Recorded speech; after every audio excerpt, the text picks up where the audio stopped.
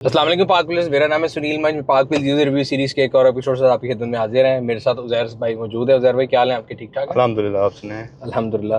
Sir सबसे पहले हमारे यूजर्स के लिए अपनी गाड़ी का मेक, मॉडल और वेरिएंट बता दें। This is the 2025 Isuzu D-Max X-Train 3 litre TD। ठीक है। सो ये सुजुकी का भी फेस अपलिफ्ट आया है, ये वो वाली गाड़ी, जी ठीक। जी। और आपने ये गाड़ी कब ली? ये महीना हो गया। बुक कराई थी, ऑन पे ली? बुक करवाई थी। बुक कराई थी। और ये किस प्राइस ब्रैकेट में है? ये तकरीबन 121, 127, 130 के राउंड पड़ गई। अच्छा, आपने ज़माने में ली जिस समय हर तरफ जैक जैक हो रही थी? जैक जैक हो रही तो थी। आपने जैक क्यों नहीं लिया? जैक से वैसे ही वो गाड़ी मुझे साइज में छोटी लगी, रेवो चलाने के बाद फिर जैक पे आना वो मुझे डाउनग्रेड लग रहा था। अच्छा, पहले आप रेवो चला रहे थे? पहले मैं रेवो फिर तो बड़ा रेलेवेंट हो गया यार आपका वो। Moving away from Rocco and coming to Suzuki decision थोड़ा डिफिकल्ट नहीं था? मैंने बस क्योंकि पाकिस्तान में कहते हैं ना कि पाकिस्तान की नेशनल कार अगर हो तो एक सुजुकी मेहरान है, दूसरी ये रॉको है। तो आपके पास चॉइस थी कि आप ये लें, जैक लें। आपने कहा जैक तो बिल्कुल नहीं है। सुजुकी डी-मैक्स पहले भी आया था, जब मेरा ख्याल है आपने लिया उस टाइम पे कंसीडर किया था सुजुकी? नहीं, उस टाइम नहीं था कंसीडर किया। उस टाइम मुझे उसका इंटीरियर और एक्सटीरियर की इतना खास लुक नहीं थी। अच्छा, अब इस बार इटरेशन की मैंने फर्स्ट लुक किया था, लेकिन अब इसलिए आपने गाड़ी खरीदी है तो हम इसलिए आपसे पूछेंगे, being user of both cars, जैसे आप कह रहे हैं आपको पिछला पसंद नहीं आया था, उसमें और ये नए वाले में मेजर चेंजेस क्या आपको लगी? Everything is different. आपको कुछ भी इंटीरियर का पार्ट सेम नहीं नजर आएगा। एक तो इसका डिजिटल क्लाइमेट कंट्रोल है, उसको मुझे याद है, यहाँ पे वो गोल सा थे। इसका स्क्रीन काफी अच्छी है। इसमें wireless Apple CarPlay, Android auto है, डिजिटल मीटर है। सही। और इस तरह पार्किंग सेंसर्स वगैरह टाइप सी पोर्ट्स हैं इसके अंदर। It's all together new car. All together new. सही है। अच्छा, इसके इंटीरियर का कलर जो है वो बड़ा डिफरेंट सा है, एक ही होता है सारी गाड़ी में, ब्लैक ब्लैक ब्लैक। इसमें ये जो गोल्डनिश और ये ब्राउन का टच दिया है, ये बड़ा खूबसूरत लगता है। और यहाँ पे मेरे ख्याल से एक प्लेन ब्लैक सीट्स वाली भी ऑप्शन आती है। वायरलेस चार्जर है इसमें? वायरलेस चार्जर नहीं है, मुझे उसकी जरूरत नहीं पड़ती क्योंकि केबल आपने लगाई हुई है, जरूरत नहीं होती। वो वैसे वापस की बात है, ये सारे फ्रिल शशके ही होते हैं। फ्रिल शशके होते हैं। वायरलेस चार्जर मुझे एक गाड़ी का पसंद है, एलेंट्रा का, वो फॉर फास्ट चार्जिंग करता है। ये वैसे बड़ी बात है कि इसमें ऑटो मिरर है, वरना आजकल तो अभी तो टक टक पे गुजर गई। ब्लैक लाइनर भी अच्छा खूबसूरत। अच्छा, ऑडियो सिस्टम भी इसका सुना था बड़ा अपग्रेडेड है। हां, इसका वो लाइव 3D साउंड सिस्टम है और काफी अच्छा है। अच्छा, हां काफी अच्छा है। वो मैं फुल आवाज करता था, फिर भी मुझे लगता था कि आवाज कम है। इसमें अब 30-40 पे आवाज करें तो काफी। और पिछली सीट की जिस तरह भी आपने बताया है कि पिछली सीट का कंफर्ट बेहतर है, यहाँ पे किसी एसी की ग्रिल्स वगैरह हैं और टाइप सी पोर्ट्स भी हैं पीछे। ठीक है। बट एक चीज डिफरेंट है रेवो से कि आप रेवो से यहाँ से आप शीशा खोल के पीछे शीशा इसका नहीं अप्रोच करते, इसका शीशा नहीं खुलता, राइट? नहीं खुलता। अच्छा, वैसे अगर मुझे याद है मैंने जब पिछली वाली इटरेशन का भी रिव्यू किया था तो मुझे लगता था इसकी बैक सीट रेवो से ज्यादा कंफर्टेबल है। इसकी भी उससे ज्यादा। अभी अगर आप करेंगे तो कंपैरिजन, क्योंकि आपने पिछले वो यूज किया, तो इज इट? मैं पिछली भी कहूंगा, अगली भी सीट है बहुत ज्यादा कंफर्टेबल है रेवो से। अच्छा, कंफर्टेबल है, कंफर्टेबल है ज्यादा। अब मैं जितने भी उस दिन भी मेरे ख्याल से आपके साथ वो उधर हमारा ऐसे गार्डन आप लोगों ने ड्रैग रेस भी की? ड्रैग रेस की थी, सारा कुछ किया था। तो वहाँ पे जो भी बंदा बैठता था वो एक दफा ये कहता था कि ये तो बहुत कंफर्टेबल है। अच्छा, और ड्रैग रेस में मेरा ख्याल है रिजल्ट में भी यही गाड़ी जीती थी।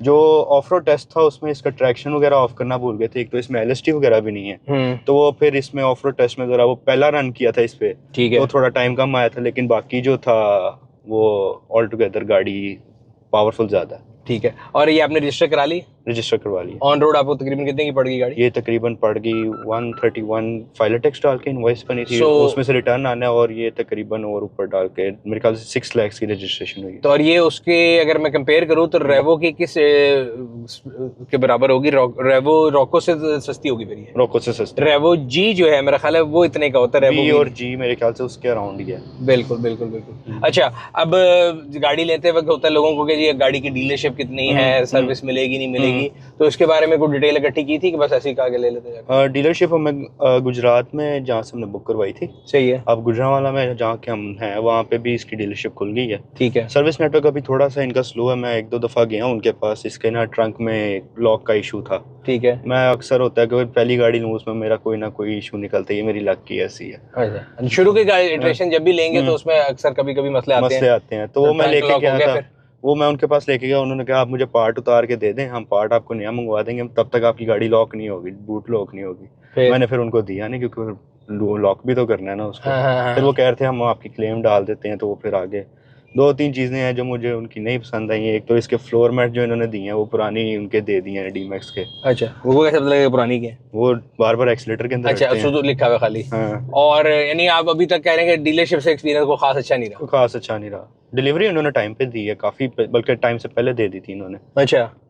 आपने बुक कराई थी रमजान में? मैंने जिस दिन लॉन्च हुई थी उसी दिन बुक करवा मेरा ख्याल है रमजान में लॉन्च हुई थी। और ईद से पहले आ गई? ईद से पहले, ईद के फौरन बाद। ईद से पहले आनी थी, हम लोगों ने थोड़ा खुद डिले कर दिया था, वो जिनके नाम थी वो उम्रा पे गए थे। ठीक है। अच्छा, बाहर से अगर एक्सटीरियर की बात करें तो पिछले डी मैक्स से कितना डिफरेंट लगता है आपको? ऑल टुगेदर न्यू कार है, मुझे तो काफी फर्क लगता है। अच्छा। मुझे लगता है कि अगली जो साइड्स हैं वो भी सेम होंगी, अगली लुक और बैक लुक में बहुत फर्क है। सही सही। अच्छा, अगर कोई चीज मैं जब भी कोई गाड़ी लेता हूँ मुझे हमेशा होता है कि यार इसमें ये चीज भी हो जाती है, ये भी हो जाती है, कोई ऐसी चीज जो आपको लग रहा हो कि यार ये इसमें होनी चाहिए थी, मिसिंग है? अब आपने पोयर का रिव्यू किया, उसमें कितने फीचर्स आ रहे हैं, अब आपने उसका रिव्यू जैक का भी किया हुआ है, तो जैक में काफी फीचर है, इसमें काफी चीजें मिसिंग है, लेकिन एज इन कंपेयर करूं मैं इसको जीआर ये जैक से तो खाली सनरूफ ही मिसिंग है, बाकी वो टीवी को इस तरह कर दें, इस तरह कर दें, मतलब नहीं उसमें वो और भी एडास वगैरह भी मेरे ख्याल से दिया है जैक में, कि नहीं है? नहीं, जैक में कोई फीचर भी मुझे याद नहीं था। नहीं, वो पोयर में था, जैक में नहीं था। जैक में नहीं था। बाकी इसमें पार्किंग सेंसर जो है इसके काफी ज्यादा सेंसिटिव है, बारिश पड़ती है तो वो बोलने लग जाते हैं। अच्छा, 360 कैमरा नहीं है? 360 कैमरा नहीं है, ब्लाइंड स्पॉट होना चाहिए था। मुझे वो अब हर गाड़ी की आदत लग गई कि ब्लाइंड स्पॉट मॉनिटर होना चाहिए। वो आपकी ड्राइविंग में बड़ी हेल्प कर देते हैं। बड़ी हेल्प कर देते हैं। So basically if I sum it up, तो आप ये कह रहे हैं कि मतलब एक तो ये है कि जो नए गैजेट्स एडास फीचर आ रहे हैं वो होते हैं, 360 camera is also part of it, otherwise from the engine point of view, drive point of view, you are satisfied? I am satisfied. सही। और पार्ट्स की अवेलेबिलिटी या प्राइस की प्राइस चेकिंग, बिकॉज अगेन अगर आप पहले टोयोटा रख रहे थे तो टोयोटा का तो पार्ट गली की हर वर्कशॉप के कोने से मिल जाता है, तो सुजुकी अगर खुदा ना खासा बढ़ती टूटी तो वो कहाँ से मिलनी है? वो अभी डीलरशिप से पता करें। प्राइस चेक की? नहीं, अभी चेक। अच्छा, तो इसके अलावा अभी अगर आज आपको मतलब महीने दो बाद जब आप कह रहे हैं और पिकअप ट्रक्स भी पाकिस्तान मार्केट में आ रहे हैं, पोयर आ रहा है और इसके अलावा वो भी आ रहे हैं, BYD शार्क आ रहा है, उनमें फिर आपके पास GR भी है, ये भी है, अगर आपको दोबारा चॉइस दी जाए तो do you think this is value to money, कि आप कहेंगे नहीं यार मैं अगली चीज लूंगा? अब जिस प्राइस ब्रैकेट में ये फॉल करता है ना, अब जो अब इसको मैं कहता हूँ इसमें ना कुछ चीजें मिसिंग है। एक LSD मिसिंग है जो उस दिन काफी हमें फील हुआ। अच्छा, मजे की बात है LSD पिछले वाले वेरिएंट में थी? पिछले वाले वेरिएंट में थी।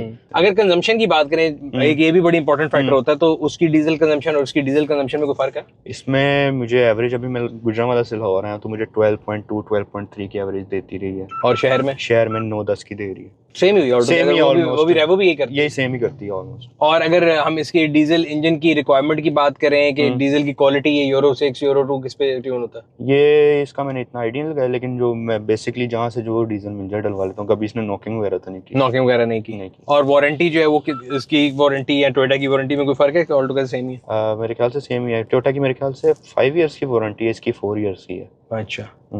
और आखिरी चीज जिसको लोग लेते हुए सबसे ज्यादा सोचते हैं, आपने लेते हुए नहीं सोचा कि यार टोयोटा की रीसेल बहुत ज्यादा है, ये मैं सुजू ले रहा हूँ, ये बिकेगा कल को नहीं? रीसेल नहीं, हम देखते हैं गाड़ी लेनी है तो हम लोग फिर चलाते हैं उसको। अच्छा, मतलब उसको पूरा एक्सपीरियंस करके, शौक पूरा करके ही सेल करते हैं। वो बेशक बाद में फिर बेशक नुकसान भी करते हैं। बट अभी अगर देखा जाए इन सम आप you are enjoying the car? हाँ, मैं बहुत सैटिस्फाइड हूं। मैं आप कहता हूं कि मैंने रोको को बहुत एंजॉय किया, मैं अब उससे ज्यादा इसको एंजॉय कर रहा हूं। अच्छा ज़हर भाई, आपने पार्क व्हील्स की कोई सर्विस यूज किया आज तक? हाँ, मैं काफी गाड़ियां सेल की हैं पार्क व्हील्स के ऊपर। मतलब जितनी भी गाड़ियां लेता हूं मैं सेल पार्क व्हील्स पे ही करता हूं। अभी भी मेरी गाड़ियों का एड्स लगे होंगे। तो कैसा रिस्पांस मिलता है? हाँ, रिस्पांस अच्छा होता है। अब फीचर करवा लेता हूं तो अच्छा रिस्पांस आता है। अच्छा, कई लोग कहते हैं कि जी गाड़ी नहीं बिकती पार्क व्हील पे, तो उनके लिए क्या आप टिप्स देना चाहेंगे? अगर आपकी बिक रही है तो क्या वजूहत है? वो अब गाड़ी पे गाड़ी डिपेंड करता है। अब आपकी गाड़ी अच्छी कंडीशन में अच्छी गाड़ी है जिसकी रीसेल है तो वो फिर गाड़ी फौरन बिकती है। प्राइस में तो हमेशा लोग कहते हैं कि लोग प्राइस जो है ना वो समझते हैं, लोगों को लगता है कि ऑनलाइन कोई ऐसा बायर आ जाएगा जो पता नहीं शायद बेचारा आंखें बंद करके आएगा। नहीं, तो अगर डिमांड बिल्कुल जायज रखे तो गाड़ी बिक जाती है। मेरा ये सीन है कि लोग कुछ ना हाई डिमांड करते हैं, फिर बाद में नेगोशिएट करके काफी नीचे आ जाते हैं। मेरा ये है कि मैंने प्राइस उतनी ही मेंशन करनी जितने का मेरा बेचने का मूड है, मैक्सिमम थोड़ा सा छोड़ दूंगा जो मौके पे होता है। मेरा भी पर्सनल एक्सपीरियंस यही है, और ये मैं आपकी वीडियो से इसीलिए बेसिकली लोगों को ये शेयर कर रहा हूँ। अक्सर लोग कहते हैं हमारी गाड़ी नहीं बिक रही, जब उनसे ऐड कहो जी दिखाएं ऐड, तो जो अगर 50 लाख की गाड़ी है उसका 70 मांग रहे थे, मैं कहता भाई वो कैसे बिकेगी? नहीं, वो जब कोई कॉल करेगा तो कम कर देंगे। मैंने कहा मेरे जैसा शरीफ आदमी तो कॉल ही नहीं करेगा, कितना नेगोशिएट कौन करे?